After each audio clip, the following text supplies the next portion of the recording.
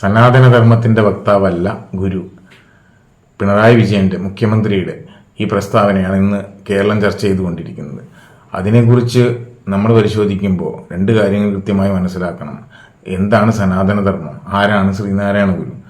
കാലത്തിനും ദേശത്തിനും ഉപരിയായി നിലകൊള്ളുന്നത് അതാണ് സനാതന ധർമ്മം. ഈ സനാതന ധർമ്മത്തെ പലരും ചർച്ച ചെയ്തിട്ടുണ്ട്, പലതിലും വന്നിട്ടുണ്ട്. ഉപനിഷത്തുകളിൽ, വേദങ്ങളിൽ, ഇതിഹാസങ്ങളിലൊക്കെ വന്നിട്ടുണ്ട്.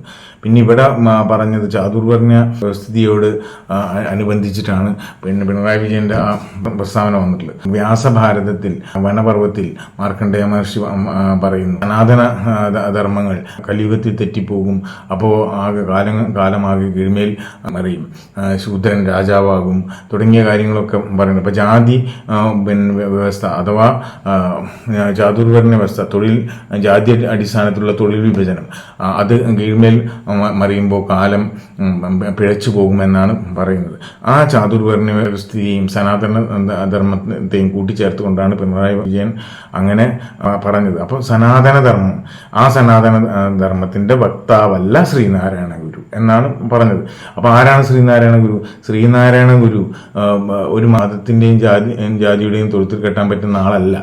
കാരണം ആദ്യം ജീവിച്ചിരുന്ന സമയത്ത് ജാതി വ്യവസ്ഥ വളരെ രൂക്ഷമായിരുന്ന കാലത്ത്, ചാതുർവർണ്ണ വ്യവസ്ഥയുടെ അവശേഷിപ്പുകൾ അല്ലെങ്കിൽ തുടർച്ചകൾ കാണാൻ കഴിയുന്ന കാലത്ത്, ആ കാലത്ത് അദ്ദേഹം എന്താ പറഞ്ഞ, ഒരു ജാതി, ഒരു മതം, ഒരു ദൈവം, മനുഷ്യന് എന്ന് പറഞ്ഞ വ്യക്തിയാണ്. ജാതിക്കും മതത്തിനും അപ്പുറമായിരുന്നു അദ്ദേഹം. ഈ ജാതി വ്യവസ്ഥയെ തുറച്ച് നീക്കണമെന്ന് ആഗ്രഹിച്ചുകൊണ്ട് തന്നെയാണ് അദ്ദേഹം അരുവിപ്പുറത്ത് ശിവലിംഗം പ്രതിഷ്ഠിച്ച അല്ലെങ്കിൽ ശിവപ്രതിഷ്ഠ നടത്തിയത്. അപ്പോൾ പ്രതിഷ്ഠ നടത്തുന്നത് ആരാണ്? ശരിക്ക് ബ്രാഹ്മണരാണ്, ആര്യന്മാരാണ്. അപ്പോൾ ഇതിന് എതിർപ്പ് വന്നപ്പോൾ അദ്ദേഹം എന്താണ് പറഞ്ഞത്? ഞാൻ പ്രതിഷ്ഠിച്ച് ഈഴവ ശിവനെയാണ് എന്നാണ് പറഞ്ഞത്. ഈഴവ ജന്മം കൊണ്ട് ഈഴവനായ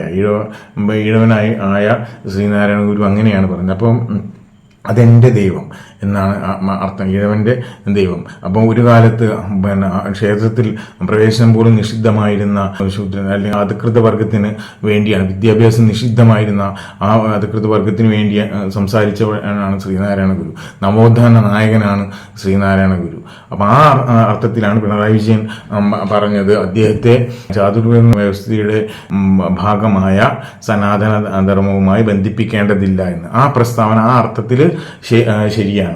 അതേസമയം മറ്റൊന്നുമുണ്ട്, മറ്റൊരു രൂപത്തിലും അതിനെ വ്യാഖ്യാനിക്കാൻ കഴിയും. മറ്റൊരു കാര്യം പറയുന്നുണ്ട്, എല്ലാവരും, അതായത് നമ്മൾ പിറവി എടുത്തത് അവിടേക്ക് തിരിച്ച് നടക്കണം.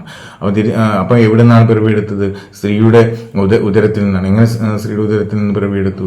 പുരുഷന്റെ ശുക്ലം ആണ് അതിന് കാരണം. അപ്പോൾ പുരുഷന്റെ ശുക്ലം ഉണ്ടായത് ഇങ്ങനെ അന്നവും മറ്റും അതിന് കാരണം. അത് എവിടെ നിന്നുണ്ടായി തുടങ്ങി അങ്ങനെ പ്രകൃതിയിലേക്ക് എത്തുന്ന ഒരു ദർശനവും അവിടെയുണ്ട്. അവിടെ മനുഷ്യരെല്ലാവരും ഒന്നാണ് എന്ന ദർശനവും തരുന്നു. രണ്ട് രൂപത്തിൽ സനാതനധർമ്മത്തെ വ്യാഖ്യാനിക്കാമെന്നാണ് പറയുന്നത്. ചാതുർവർണ്ണ വ്യവസ്ഥയോട് ബന്ധിപ്പിച്ച്, അതുപോലെ തന്നെ അങ്ങനെയല്ലാതെ സർവ മനുഷ്യരും ഒന്നാണ്, ഒരിടത്തുനിന്ന് പിറവിയെടുത്തതാണ് എന്ന അർത്ഥത്തിലും. അപ്പം പിണറായി വിജയൻ കണ്ടത് ചാതുർവർണ്ണ വ്യവസ്ഥയോട് ബന്ധിപ്പിച്ച് നിൽക്കുന്ന മാർക്കണ്ഡേയ മഹർഷി വ്യാഖ്യാനിച്ച സനാതന ധർമ്മത്തെയാണ്. ആ ധർമ്മത്തിന്റെ വക്താവല്ല ശ്രീനാരായണ ഗുരു എന്നാണ് പറഞ്ഞത്. അത് ശരിയല്ലേ? നവോത്ഥാന നായകനായ, ജാതി വ്യവസ്ഥയെ എതിർത്ത ശ്രീനാരായണ ഗുരു എങ്ങനെ സനാതന ധർമ്മത്തിന്റെ വക്താവാകും എന്നാണ് അദ്ദേഹം. പിന്നെ ശ്രീനാരായണ ഗുരുവിനെ നമ്മൾ മനസ്സിലാക്കുകയും വേണം. ഇപ്പോ ഏതെങ്കിലും ഒരു വിഭാഗത്തിന്റെ, ഒരു ജാതിയുടെ ആളായി ശ്രീനാരായണ ഗുരുവിനെ മാർക്കറ്റ് ചെയ്യപ്പെടാനുള്ള ശ്രമങ്ങൾ, അതും നമ്മൾ മാറ്റി നിർത്തേണ്ടതാണ്. ശ്രീനാരായണ ഗുരു എന്ന് പറഞ്ഞാൽ നവോത്ഥാന നായകനല്ലേ. ഇവിടെ കേരളത്തിൽ സംഭവിക്കുന്ന ഒരു പ്രധാന പ്രശ്നം ജാതിയും മതവും ഉപയോഗിച്ച് എല്ലാ കാര്യങ്ങളെയും വ്യാഖ്യാനിക്കാൻ ശ്രമിക്കുന്നു എന്നാണ്. ഇന്ത്യയിൽ സംഭവിച്ച അധികാരത്തിന് വേണ്ടി മതം എങ്ങനെ ഉപയോഗപ്പെടുത്താമെന്ന് കാണിച്ചു തന്നിട്ടുണ്ട്. അതിന്റെ തുടർച്ചയായി ഇവിടെയും എല്ലാ പാർട്ടികളും മനുഷ്യരെ വിഭജിക്കുകയാണ്. ജാതിയുടെ മതത്തിന് പേരിൽ വിഭജിക്കുക, അതും അധികാരത്തിന് വേണ്ടി. അതിന്റെ ഭാഗമായാണ് ഇന്ന് നടക്കുന്ന ഈ ചർച്ചകളെല്ലാം. മുഖ്യമന്ത്രിയുടെ പിണറായി വിജയന്റെ പ്രസ്താവനയെ വളച്ചൊടിച്ചുകൊണ്ട് ഇന്ന് നടത്തുന്ന ഈ ചർച്ചകളെല്ലാം എന്ന് പറഞ്ഞാൽ അത് തെറ്റാവില്ല.